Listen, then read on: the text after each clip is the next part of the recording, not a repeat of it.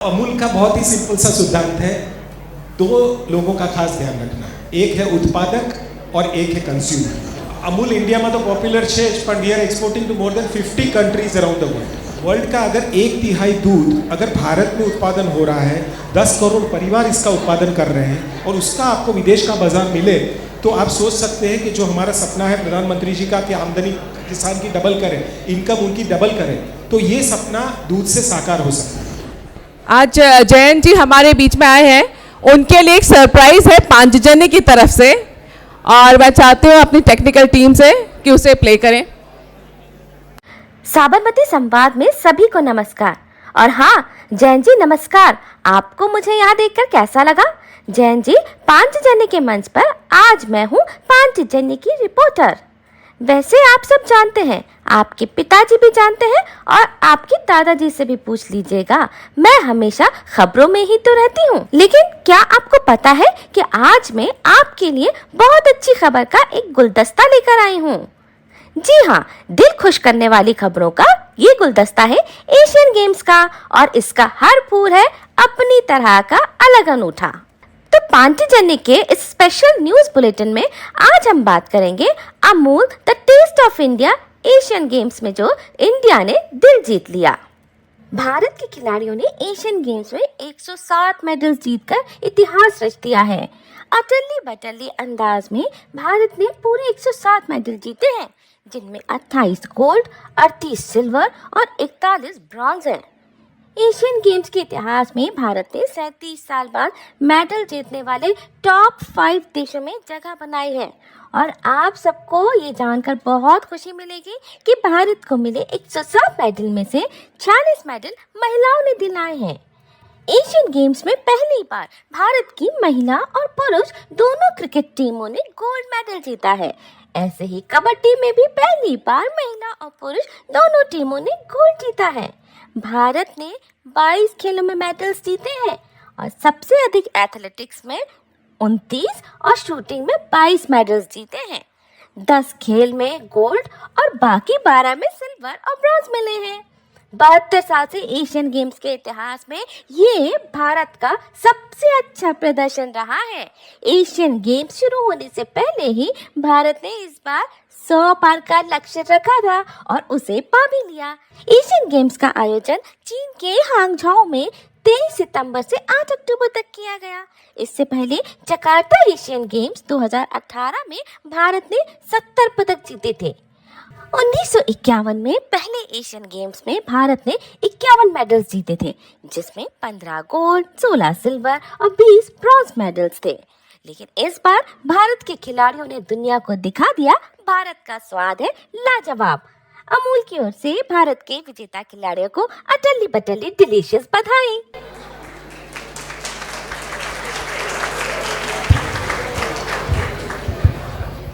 आप लोगों का दिल बनाते हैं, दिन आप उनकी शुरुआत अच्छी करते हैं। हमारी टीम ने कहा कि एक अलग शुरुआत होनी चाहिए। Very very nice, very inspiring. और आज जो यहाँ यूथ बैठा है, ये उनको देख के बड़ी खुशी होनी चाहिए कि हमारे देश ने इतनी प्रगति इतने कम समय में की।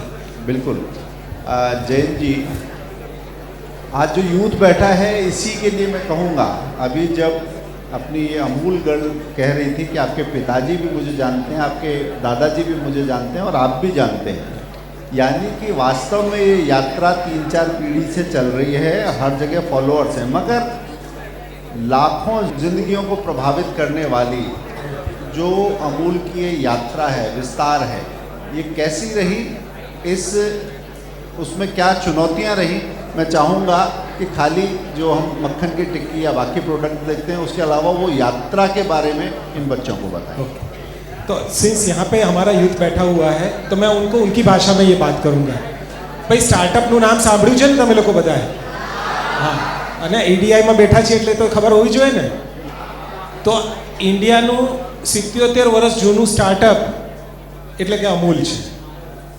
ठीक है, यूनिकॉर्न तो है ज, पर स्टार्टअप की दृष्टिए बात करिए तो जो हमारे देश के जो किसान हैं उनको और गुजरात के किसानों को प्रेरणा देने का काम किया था सरदार वल्लभ भाई पटेल ने। 1946 में जब अमूल की स्थापना हुई, तब यहाँ के 2 गांवों के किसानों ने मिलकर 250 लीटर दूध से अमूल की शुरुआत की। और ये 2 गांव आज गुजरात के 18,600 गांव में दूध मंडियां हैं। 36 लाख किसान परिवार इसमें जुड़े हुए हैं और रोज का करीबन 300 लाख लीटर दूध इकट्ठा होता है। साल का 10 बिलियन लीटर दूध इकट्ठा होता है। $9 बिलियन का टर्नओवर, माने कि 72,000 करोड़ का टर्नओवर है और 50 देशों में ये प्रोडक्ट्स बिकते हैं। तो ये एक छोटे गांव से शुरू की, पर आज इतनी लाखों महिलाएं इसके साथ जुड़ी हैं, इतने लोग इसके साथ जुड़े हैं कि हमारा ये माइंडसेट है कि हम अभी भी एक स्टार्टअप है और जितने से जितने ज़्यादा उद्यमियों को हम जोड़ पाएँ, जितने से ज़्यादा लोग इसमें से काम और रोजगारी मिल पाए, तो उसका काम अमूल की संस्था कर रही है। मैं एक बात जानना चाहूँगा, आपने उसका फैलाव बताया, मगर डायरेक्टली और इनडायरेक्टली यानी प्रत्यक्ष और अप्रत्यक्ष रूप से अमूल का परिवार कितना बड़ा है इस टर्म में, हम सभी उस परिवार का हिस्सा हैं, मगर डायरेक्टली इनडायरेक्टली कितने लोग जुड़े हुए हैं? तो ये जैसे मैंने बताया गुजरात से शुरुआत हुई थी और गुजरात के 18,600 गांव हैं। भारत का जो ब्रांड इंडिया, जो ब्रांड भारत आज पूरी दुनिया सुन रही है, उसकी सबसे बड़ी सफलता की कहानी पर आज हम चर्चा कर रहे हैं और उस कहानी को सबसे ऑथेंटिक यानी प्रामाणिक तौर पर जो बता सकते हैं वो जयंत जी हमारे साथ हैं। अभी आप नंबर सुनेंगे तो आपको पता चलेगा कि वास्तव में वो एक छोटी सी मक्खन की बट्टी, एक टिक्की नहीं है, वो बहुत बड़ी एक कहानी है। जी जयंत जी, कितने लोग जुड़े हुए हैं इससे? तो पहले मैं इनसे पूछता हूँ कि आमाथी गामડામાંથી કેટલા લોકો આવે છે અને અમદાવાદ શહેરમાં કેટલા લોકો રહે છે? ગામના છો શહેરના છો? ગામમાં કોઈ છે? કોઈ ગામથી આવ્યું હોય આજુબાજુના ગુજરાતના કોઈ પણ ગામમાંથી? આપણે ત્યાં દૂધ મંડળી છે તમારા ગામમાં? હે, દૂધ મંડળી છે? ગુડ. દૂધ મંડળીમાં સભ્ય બનવા શું કરવું પડે? ગાય ભેંસ હોવી જોઈએ ને? ગાય ભેંસને દોવાનું કામ આસાન છે? લોકોને મહેનત કરવી પડે ને? પછી મહેનત કરે તો શું મળે? દૂધથી આવક મળે અને આપણને લોકોને શું મળે? પોષણ મળે ને? સારી ક્વોલિટીનું દૂધ પીએ તો અમૂલ દૂધ પીતા ઇન્ડિયા સાંભળ્યું છે કોઈએ? હા, તો એ દૂધ લાવવાની વાત કરે છે કે ક્યાંથી કેવી રીતે દૂધ આવે છે. તો આપણે ગુજરાતમાં 18,600 ગામ છે, 36 લાખ કુટુંબો, ખાસ કરીને મહિલાઓ અમૂલની સભ્ય છે અને એક પરિવારમાં 4 થી 5 જણ ગણો તો લગભગ 2 કરોડ લોકો, એટલે દર ત્રીજો ગુજરાતી અમૂલ પરિવાર સાથે જોડાયેલો છે. અને આ અમૂલનું મોડેલ છે આખા દેશમાં ગયું અને દેશમાં ગયું તો આજે દેશના 2 લાખ ગામમાં દૂધ સહકારી મંડળીઓ છે. 1.5-2 કરોડથી વધારે પરિવારો આમાં જોડાયેલા છે અને દેશમાં 10 કરોડ લોકો દૂધના વ્યવસાય સાથે જોડાયેલા છે. અને આટલા લોકો હોય તો દૂધનું ઇન્ડિયાનું પ્રોડક્શન છે એ 10 લાખ કરોડ રૂપિયાનું છે. એટલે ઇન્ડિયાનો સૌથી મોટો એગ્રીકલ્ચર પ્રોડક્ટ છે ને, ઘઉં નથી, ચોખા નથી, તેલબિયા નથી, આ ત્રણેય ભેગું કરો અને દૂધ આવે એ દૂધ તો પૂછે. એટલે આપણે 1.4 બિલિયન 140 કરોડ લોકોને જે ન્યુટ્રિશન અને પોષણ મળે છે એ દૂધ આપે છે અને 10 કરોડ પરિવારોને રોજગારી દૂધ આપે છે. અને આની શરૂઆત જે થઈ એ સરકારી માળખાથી થઈ, સરકારી મોડેલથી થઈ અને આજે વર્લ્ડમાં નંબર 1 દૂધ ઉત્પાદક દેશ હોય તો કયો દેશ છે? લાર્જેસ્ટ પ્રોડ્યુસર વર્લ્ડમાં મિલ્કનું કોણ છે?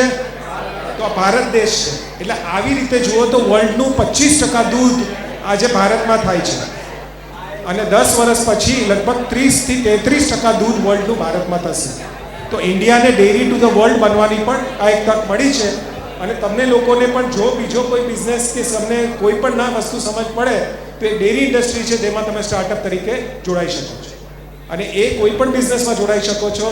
હું એવું નથી કહેતો કે તમારે બધાએ ઘરે ગાય ભેંસ રાખીને દૂધ કરવું છે, પણ ટેકનોલોજીના માધ્યમથી તમે ડેરી સાથે જોડાઈ શકો, સેલ્સ અને માર્કેટિંગના માધ્યમથી ડેરી સાથે જોડાઈ શકો અને આખી સપ્લાય ચેનને કેવી રીતે મજબૂત કરી અને પોતાનું કેરિયરને લાયક બનાવી હોય તો ડેરી જેવું સારામાં સારું માધ્યમ કશું પણ નથી. आपने कितना दूध का उत्पादन है, कितना मुनाफे का एग्रीकल्चर सेक्टर में कितना बड़ा हिस्सा है, ये सारी बात आपने बताई. मगर मैं ये कह रहा हूँ कि आपने जो अलग अलग इसका फैलाव बताया है, सब लोगों को जोड़ने का तरीका भी बताया है, मगर आपके पास ऐसा कौन सा मंत्र है कि जो एक बार आपका होता है वो हो ही जाता है? देखो, अमूल का बहुत ही सिंपल सा सिद्धांत है. 2 लोगों का खास ध्यान रखना है. एक है उत्पादक और एक है कंज्यूमर। आपने जब दोनों का ख्याल रखा और बराबरी से रखा तो ऑब्वियसली ये एक ऐसा मार्केट है, ये ऐसा मॉडल है जो सक्सेसफुल होना ही है। क्योंकि लोग बिजनेसमैन होते सोचते मैं अपने प्रॉफिट के लिए काम करूंगा, मुझे दूसरे की चिंता नहीं है। पर इस मॉडल में ऐसा है कि जो कस्टमर है उसका भी बेनिफिट किसान देखते हैं, किसान को अच्छा हो वो भी कस्टमर सोचते हैं। तो ये एक स्ट्रॉन्ग कड़ी है, अमूल है, जो पूरे देश को और विश्व को जोड़ने का काम कर रही है। पूरे देश और विश्व को जोड़ने का काम करने वाली ये जो कड़ी है, इसमें आपके जो उत्पाद हैं वो असल में कितने देशों में जाते हैं? मुझे लगता है कि काफ़ी लोगों के लिए जानना है ये लोकल ब्रांड नहीं, ये ग्लोबल ब्रांड कैसे बना और अभी कितने देशों में उत्पाद अपने जाते हैं? अमूल इंडिया में तो पॉपुलर है, पर we are exporting to more than 50 countries around the world. 50 से ज़्यादा देश में अमूल के माल जाते हैं। यही अमूल मक्खन की टिक्की जो आप यहाँ खाते हैं वो अमेरिका में भी खा सकते हैं और जापान में भी खा सकते हैं, सिंगापुर में खा सकते हैं, पूरे मिडिल ईस्ट में खा सकते हैं। तो ये प्रोडक्ट्स पॉपुलर है और साथ में सर फ्यूचर की बात करें तो ये जो मॉडल है इसकी भी पॉपुलैरिटी बढ़ रही है कि गाँव के लोगों को दूध के उत्पादन से जोड़ के देश को आत्मनिर्भर बनाने का काम जो भारत में हुआ वो वर्ल्ड के कई देशों में ये मॉडल इम्प्लीमेंट करने के लिए लोग आतुर हैं। अभी G20 में आपने सुना होगा माननीय प्रधानमंत्री जी ने बोला कि साउथ एक्सचेंज होना चाहिए। तो साउथ मीन्स जिन लोगों के पास डेवलपिंग कंट्रीज को प्रॉब्लम्स की सॉल्यूशन चाहिए वो कोई वेस्टर्न वर्ल्ड के पास नहीं है, कोई डेवलप कंट्री के पास नहीं है, हमारे जैसे डेवलपिंग नेशन के पास। तो यही काम अमूल करने जा रहा है। हम श्रीलंका में कर रहे हैं, अफ्रीका के देशों में कर रहे हैं, हमारे कई पड़ोसी देशों के साथ कर रहे हैं। तो ये ब्रांड ही विदेश में नहीं जा रहा है, ये मॉडल भी विदेश में जा रहा है। और आगे जाके आप देखोगे अगले 5 से 10 साल में तो वर्ल्ड में डेवलपमेंट के लिए, अगर रूरल डेवलपमेंट के लिए, विमेन एम्पावरमेंट के लिए, रूरल एम्प्लॉयमेंट जनरेशन के लिए कोई काम करना है तो ये मॉडल आपको काम आएगा। यहाँ पे कई लोगों को लग सकता है कि पांचजन्य इतनी कमर्शियल चीज़ों के बारे में बात क्यों कर रहे हैं। मैं आपको बताता हूँ कि अमूल का मतलब केवल कॉमर्स या प्रोडक्ट नहीं है। अमूल के पीछे इस देश की जो सहकारिता की भावना है, मूल मंत्र वो है। अमूल के पीछे वकील साहब लक्ष्मण राव इनामदार जी की जो कल्पना थी, जिन्हें इस देश के प्रधानमंत्री अपना गुरु मानते थे, सहकारिता का वो मंत्र अमूल को चलाता है।